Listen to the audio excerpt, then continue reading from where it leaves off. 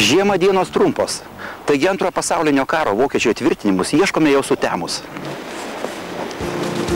Nors jūros tamsoje ir nesimatė, jos bangavimas buvo jaučiamas visai greta. Lygiai taip pat jį ošė ir prieš 60 metų, kai čia aidėjo šūviai, o šiuose bunkeriuose šeimininkavo Wehrmachto kariai.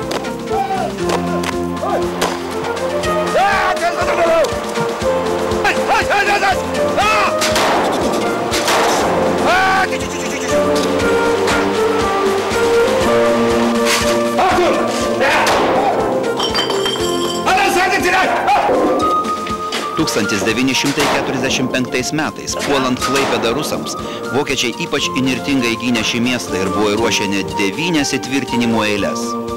Dalis girulių bunkerių buvo paslėpti giliai po smėliu, tačiau vėjas ir laikas juos negailestingai apnuogino. Centrinių įtvirtinimų patalpose, suderinus su Pajūrio regioninio parko administracija, kartais vyksta alternatyvaus meno renginiai, tačiau tą vakarą čia buvo girdėti tik raupūs tolimojo karo atgarsiai.